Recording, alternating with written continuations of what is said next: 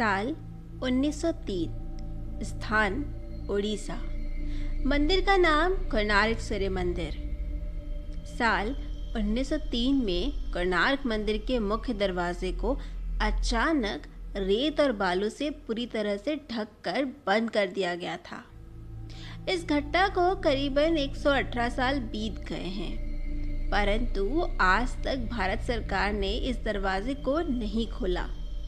जब आप इस मंदिर में जाएंगे तो आपको मंदिर का मुख्य द्वार बंद दिखाई देगा।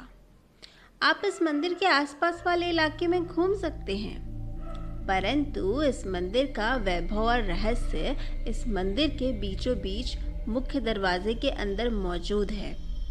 इस मंदिर से जुड़े कई रहस्य हैं, जैसे कि ये मंदिर अधूरा है, ये मंदिर शापित है, ये मंदिर सैकड़ों सालों से रेत में दफन था। इस मंदिर के ऊपर 52 टन का एक चुंबक लगा था। इस मंदिर को बनाने वाले एक कारीगर ने आत्महत्या कर ली थी। इस मंदिर में रात के वक्त नर्तकियों के नाचने की आवाजें आती है। ऐसे कई रहस्य हैं। इस मंदिर के बारे में जैसे आप सुनेंगे तो आपके होश उड़ जाएंगे, लेकिन फिर भी एक सवाल है जो बार बार मन में उठता है कि इतने प्रयास होने के बाद भी भारत सरकार बार बार कोणार्क मंदिर के मुख्य दरवाजे को खोलने का निर्णय क्यों बदल देती है। नमस्कार दोस्तों, आपका स्वागत है मेरे YouTube चैनल सुरभीत स्टोरी टेलर में। तो आज हम बात करेंगे कोणार्क सूर्य मंदिर के उन रहस्यों के बारे में जिसे भारत सरकार भी सबसे छुपाती है। तो चलिए इस वीडियो की शुरुआत कर लेते हैं। कोणार्क सूर्य मंदिर, ये मंदिर भगवान सूर्य को समर्पित है। इस मंदिर की भव्यता के कारण ही इसे देश के सबसे बड़े 10 मंदिरों में गिना जाता है। कोणार्क का सूर्य मंदिर उड़ीसा राज्य की पुरी शहर से लगभग 34 किलोमीटर दूरी पर चंद्रभागा नदी के तट पर स्थित है। इस मंदिर को पूरी तरीके से सूर्य भगवान को समर्पित किया गया है। इस मंदिर की रचना इस प्रकार की गई है जैसे एक रथ में 12 विशाल पहिए लगाए गए हों और इस रथ को 7 ताकतवर बड़ी गाड़ी खींच रही हो और इस रथ पर सूर्य देव को विराजमान दिखाया गया है। क्या सचमुच ही इसे प्राकृतिक आपदाओं से बचने के लिए बंद रखा गया है? इन सभी सवालों से पर्दा तभी उठेगा जब ये दरवाज़ा खुलेगा। यह मंदिर से आप सीधे सूर्य भगवान के दर्शन कर सकते हैं। मंदिर के शिखर से उगते और ढलते सूर्य को पूर्ण रूप से देखा जा सकता है। जब सूर्य निकलता है तो मंदिर से यह नज़ारा बेहद खूबसूरत दिखाई देता है। ऐसा लगता है जैसे सूरज की निकली लालिमा ने पूरे मंदिर में लाल नारंगी रंग बिखेर दिए हों। वही मंदिर की आधार को सुंदरता प्रदान करते हैं 12 चक्र। साल के 12 महीने को प्रभाषित करते हैं और हर एक चक्र दिन के 8 पहरों को दर्शाता है। इस मंदिर की कलाकृति देखने लायक है। इन कलाकृतियों में इंसान, हाथी और शेर से दबा है, जो कि पैसे और घमंड का घोतक है और ज्ञानवर्धक भी है। इस मंदिर के बारे में कहा जाता है कि श्री कृष्ण के पुत्र को श्राप से कोढ़ रोग हो गया था। उन्हें ऋषि कटक ने इस श्राप से बचने के लिए सूरज भगवान की पूजा करने की सलाह दी थी। श्री कृष्ण के पुत्र ने भी चंद्रभागा नदी के संगम पर 12 वर्षों तक तपस्या की और सूर्यदेव को प्रसन्न किया। सूर्यदेव जो सभी रोगों के नाशक हैं, इनके रोग का भी अंत कर दिया। इसके बाद सोम ने सूर्य भगवान का एक मंत्र निर्माण करने का निश्चय किया। अपने रोग नाशक के उपरांत चंद्रभागा नदी में स्नान करते हुए उन्हें सूर्य देव की मूर्ति मिली। यह मूर्ति सूर्यदेव के शरीर के ही भाग से देव शिल्पी श्री विश्वकर्मा ने बनाई थी। सामने अपने बनवाए मित्र वन में एक मंदिर में इस मूर्ति को स्थापित किया और तब से यह स्थान पवित्र माना जाने लगा। कोणार्क के बारे में यह भी कहा जाता है कि यहाँ आज भी नर्तकियों की आत्माएं आती है।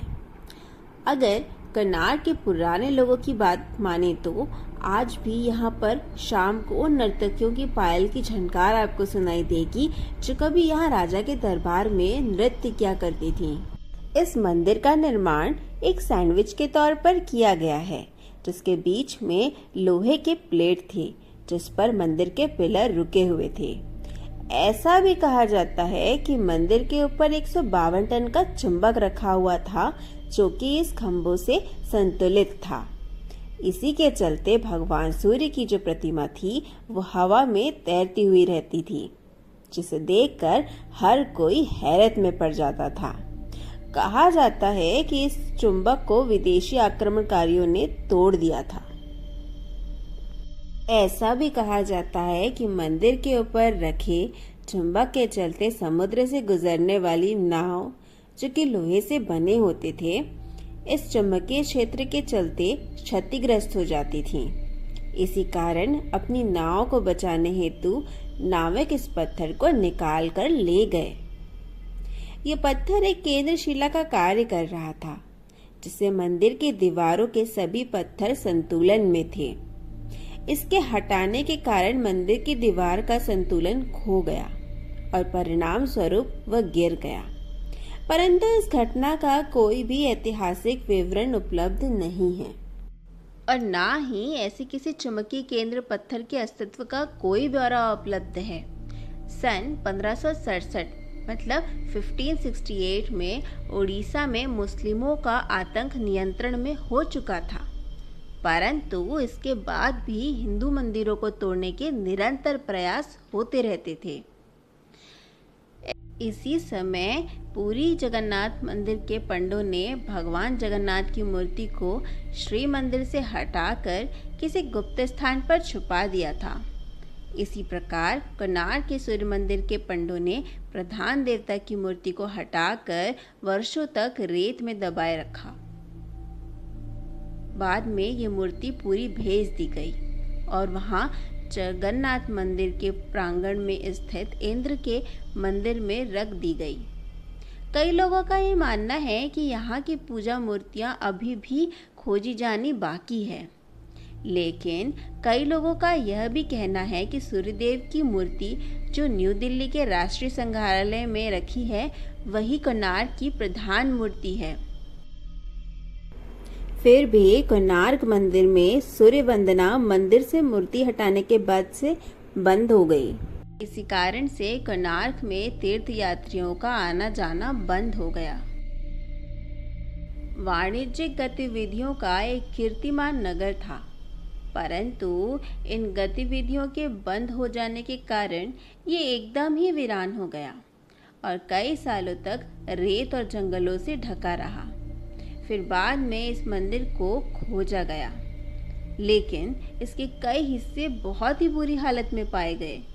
1901 में उस वक्त के गवर्नर जॉन वुडवर्ड ने जगमोहन मंडप, जो कि उस मंदिर का प्रधान मंडप है, उसके चारों दरवाजों पर दीवारें उठवा दी और उसे चारों तरफ से रेत से भर दिया, ताकि उस पर किसी भी डिजास्टर का प्रभाव ना पड़े।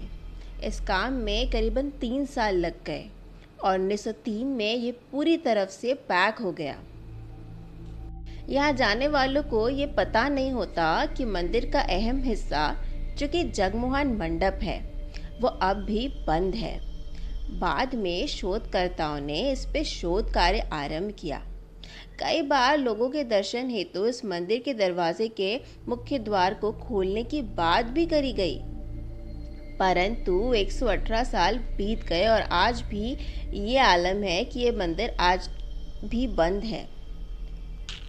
आप इंटरनेट और आर्टिकल्स पर पढ़ सकते हैं कि ना जाने कितनी बार इस दरवाजे को खोलने का जिक्र किया गया है, परंतु बार बार निर्णय बदल दिया जाता है और इसे बंद ही रखा गया। तो इस वीडियो में इतना ही। हम फिर से बहुत जल्द मिलेंगे नए रहस्यों और कहानियों के साथ में। अगर ये रहस्यमयी कहानी आपको अच्छी लगी है तो इसे लाइक और शेयर करें और चैनल को सब्सक्राइब करना बिल्कुल भी मत भूलें। हंसते रहिए, मुस्कुराते रहिए। हम फिर से बहुत जल्द मिलेंगे। Thank you for watching.